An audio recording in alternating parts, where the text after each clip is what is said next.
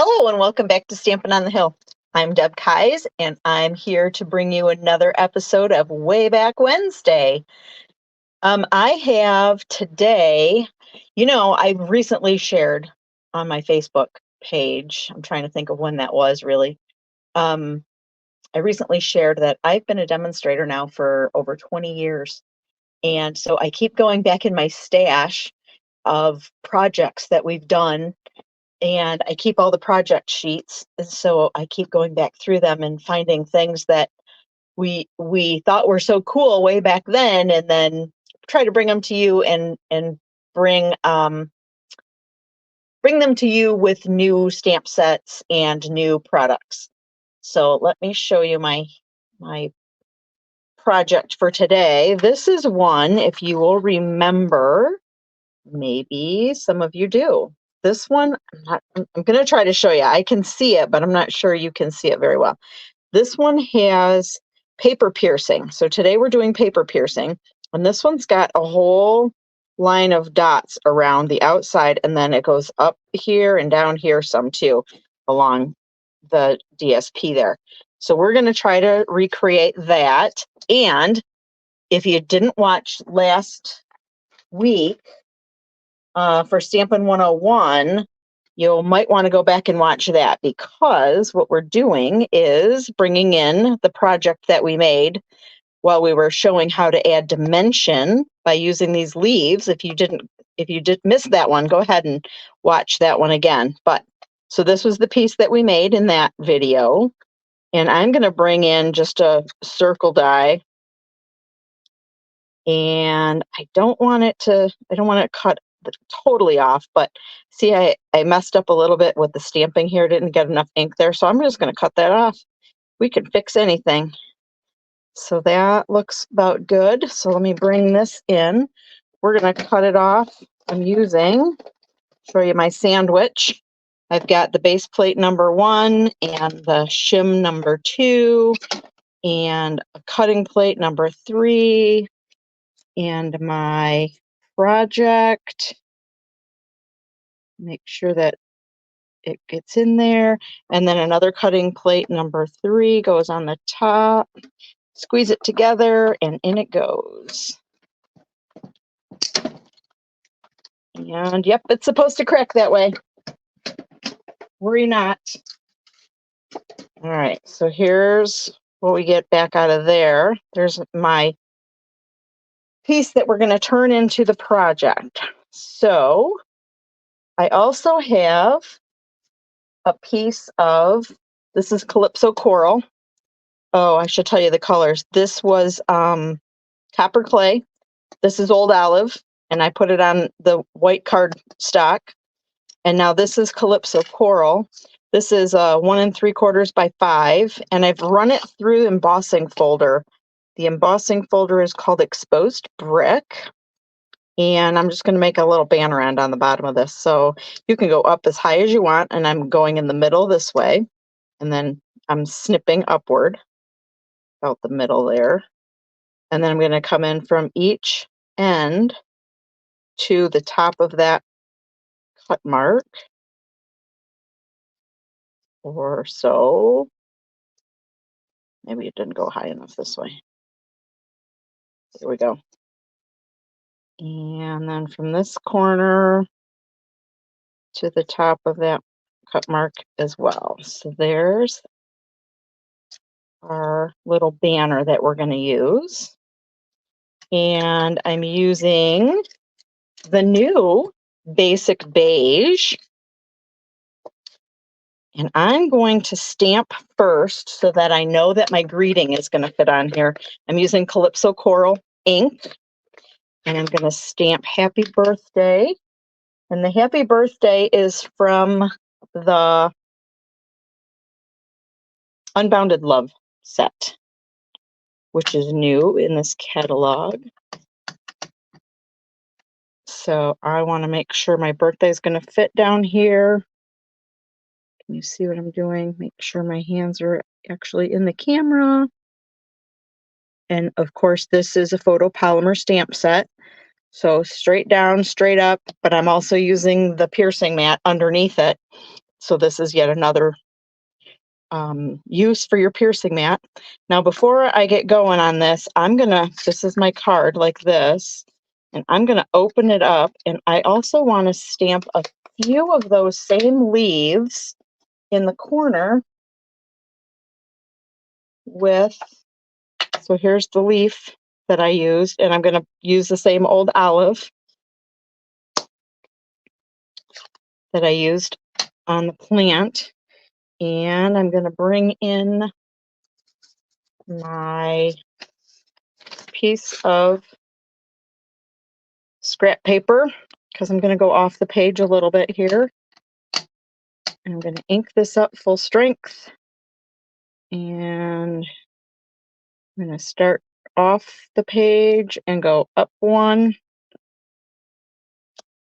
And then I'm going to do this one more time this way. So there. Stamped off in order to get the lighter color ink for that second stamp. Oh, and I wanted to put an inside greeting in here. This one says, "May all your wishes come true." So we'll stamp that on the inside too, right while we're at it. Ink it up, straight down, straight back up with the stamp. Then we're going to flip this over, and I don't close it because we're going to pierce. So, and I don't want it to go through both layers of the card. So let's just add our banner here a minute.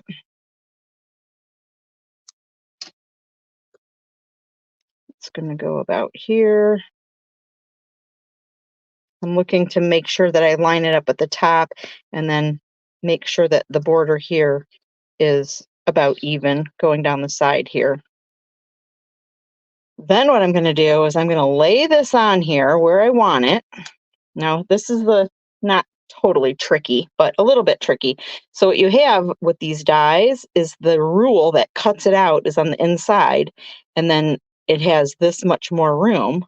So I'm going to dry fit where I want this. I'm going to put my die back over it, and I'm kind of just wiggling it around until I know that it's on there straight. And I think what I'm going to do for this, I didn't do this the first time, but let me try to find a little piece of washi tape and tape that on just for a minute, just in case, so it doesn't wiggle all over the place. So I'm going to be piercing all the way around. So I'm just going to tape the one side. Then I'm going to take my take your pick tool, has all these different ends on it. This is the one that we use, the brush end.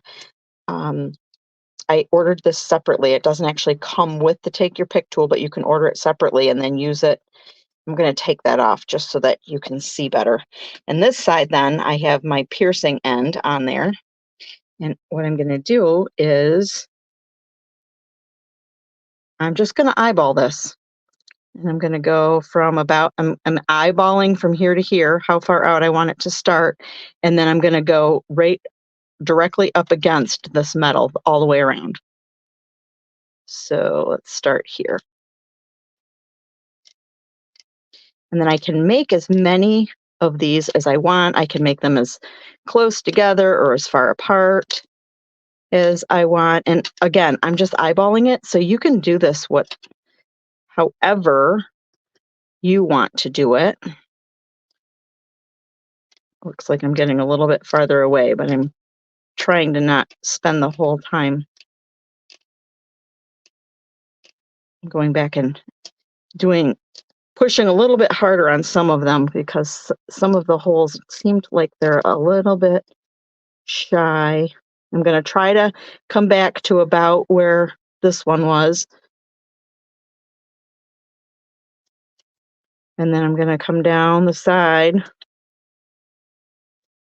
Again, just eyeballing a couple of those. And I'm going to go up this way. How many did I do? 1, 2, 3. 1, 2, 3, 4. Doesn't have to be perfect. So now I've got my piercings in there. I'm going to remove my washi tape, make a mess with the glue, and I'm going to bring in some Stampin' Dimensionals. And when I have something round, I like to just put 3 on. So I just kind of make a triangle with the dimensionals. And then I'm going to eyeball, center this back up in here where I had it in the first place. The nice thing about the Stampin' Dimensionals is if you just lay it down gently and then you'd like to reposition it, it will allow you to pick it back up. So I think that looks pretty good. Then here's another, I may have shown this to you before. I'm using some basic rhinestone jewels, and this is a Stampin' Blend. So this is an alcohol-based marker. You make sure you use these in the manner in which they're intended. They're great for blending colors and stuff. But we're going to use them to color. And this is a pumpkin pie one because I don't have a blend in this color, but I thought it tied in well, especially once I got it colored. So I'm going to color one of the big ones.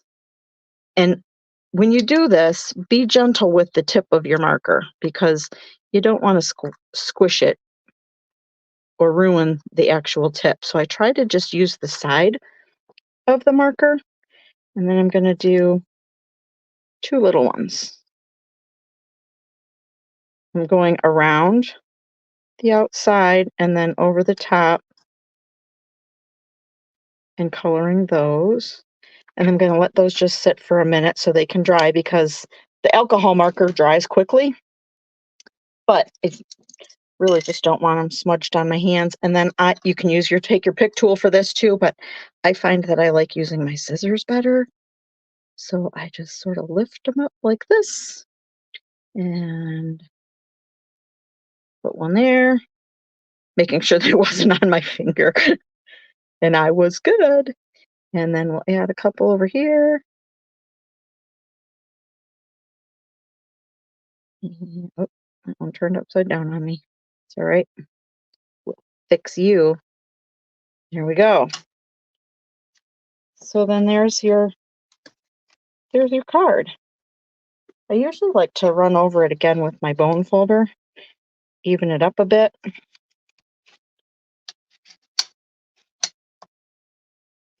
Forgot to use the bone folder before we started, so that's okay though. So there is that. Very nice birthday card. There we go. Back to here. So anyway, I hope you enjoyed the taking you back to paper piercing.